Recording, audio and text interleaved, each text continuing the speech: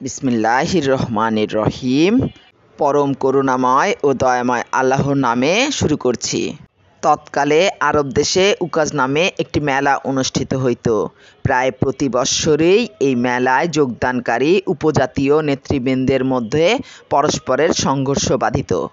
জিলকদ মাসে আরবদের মধ্যে পরস্পরের সংঘর্ষ নিষিদ্ধ ছিল, কিন্তু এই আইনগত নিষেধ অমান্য করিয়া উক্ত পবিত্র মাসে এই সংঘর্ষ শুরু হইত বলিয়া ইহাকে হারবে ফুজ্জার বা অপবিত্র যুদ্ধ বলিয়া অভিহিত করা হইত।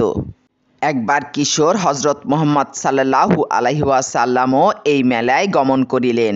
সেবারও এই গোত্রগত যুদ্ধ আরম্ভ হইয়া গেল।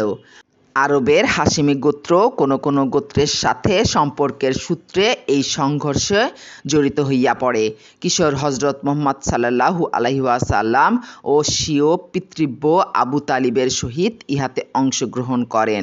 অবশ্য তিনি যুদ্ধে যোগদান করিলেও একেবারে সক্রিয়ভাবে নিজে অস্ত্র ব্যবহারে লিপ্ত হন নাই, বরং তাহার কাজ ছিল শত্রু কর্তৃক নিক্ষিপ্ত তীরসমূহ সংগ্রহ করিয়া আনিয়া তাহার পিতৃব্যের কাছে অর্পণ করা।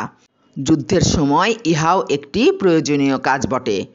তবে যিনি হইবেন আল্লাহর মহান শ্রেষ্ঠ নবী, যাহার মধ্যে নিহিত রহিয়াছে রাহমাতুল্লিল আলামিনের জীবন্ত উপাদান, আজন্ম যাহার চরিত্রে উচ্চারিত স্নেহ, করুণা, দয়া, মায়া ও মমতার প্রস্রবণ, তিনি কেমন করিয়া স্থির থাকিতে পারেন? মানুষে মানুষে এই মৃত্যু সংঘাত চোখের ওপরে প্রত্যক্ষ করা কোনো ক্রমেই সম্ভব ছিল না।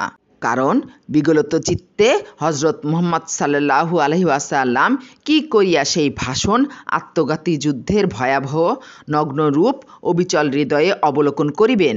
সেদিনকার যুদ্ধের সেই ভয়াবহতা ও নৃশংসতা দেখিয়া তিনি ব্যথিত ও ব্যাকুলিত হইয়া পড়িলেন। সেই আত্মঘাতী লোমহর্ষক যুদ্ধে লিপ্ত অসংখ্য লোকের মর্মন্তুদভাবে জীবনহানির দৃশ্য দেখিয়া তাহার কোমল চিত্ত বিগলিত হইয়া গেল, তাহার করুণ হৃদয় ডুকরিয়া কাঁদিয়া উঠিল। মানবতার এই মারাত্মক অপমান এবং গোত্রে গোত্রে ধ্বংসাত্মক অবস্থা তিনি সহ্য করিতে পারিলেন না। ইহার প্রতিকারের জন্য তাহার অন্তরের মধ্যে প্রবল সাড়া জাগিয়া উঠিল। ব্যাকুল হইয়া পড়িলেন তিনি এই ধ্বংসকারী ক্রিয়ার মূলোৎপাটন করত মানুষের মাঝে শান্তি ও প্রীতির ব্যবস্থা প্রতিষ্ঠা করিতে। এই কার্য সাধন করিতে তিনি স্বীয় কনিষ্ঠ পিতৃব্য জুবাইর এবং আরও কতিপয় অত্যুৎসাহী যুবক সঙ্গে লইয়া একটি শান্তি কমিটি গঠন করিলেন। এই কমিটিতে 4 জন অত্যন্ত যোগ্য এবং বিশিষ্ট সদস্য ছিলেন। ইহাদের নাম ছিল যথাক্রমে ফজল, ফাজিল, ফাজায়েল ও মুফাজ্জল। এই বিশিষ্ট সদস্য চতুষ্টয়ের নামানুসারে উক্ত সংগঠনের নামকরণ করা হয় হিলফুল ফুজুল।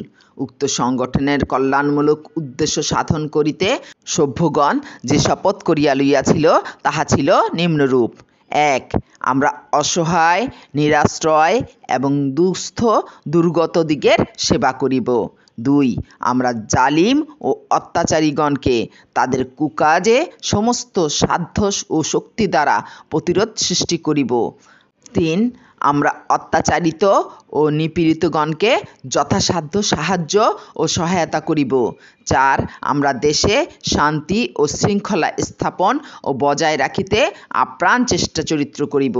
উক্ত সংগঠন সৃষ্টির পর বেশ কয়েক বৎসর ইহার সক্রিয়তা ও কার্যকারিতা বহাল ছিল। উল্লেখ্য যে আরব রাজ্যে কল্যাণমুখী কোনো সংস্থা বা সংগঠন হিসাবে এই হিলফুল ফুজুলই ছিল প্রথম।